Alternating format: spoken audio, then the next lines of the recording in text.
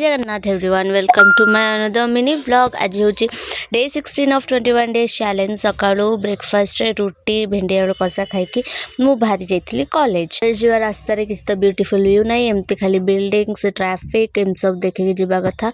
पहुँच गई class सारिकी evening मुझे जाइली रिटर्न और रिटर्न है बेलू ऑलरेडी बहुत टायर्ड चुटी फुटी सब बाहर के अवस्था नाला।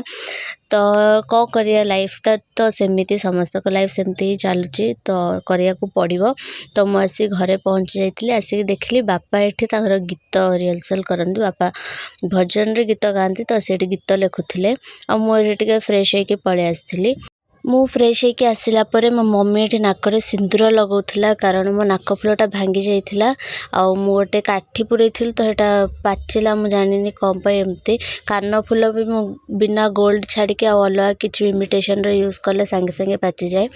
बैड लक से मु झुमका किसी भी वीडियो रे पिंधे तो ये कान फुल भितर ही गड़े की पिंधे समस्त भावुथे को एमती लगे।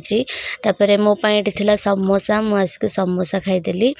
ऑलरेडी बहुत भोक लगुला कॉलेज रू आसिकी आउ मु खाई जो अधा छाड़ी थी मो भाई ये चुप कि लाइट बंद करके आसी खाऊला तो मु आसिक रंगे हाथ पकड़ नेली ताकू।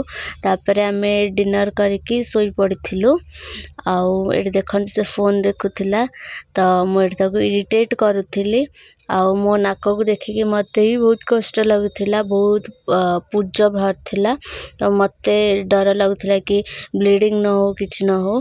तापरे मो भाई उठिकी गला खाया पाई मम्मी बहुत थर आम दी जन को डाकी खाया पाई तो मु परे गली फर्स्ट मो भाई जाइकी खाई आसला।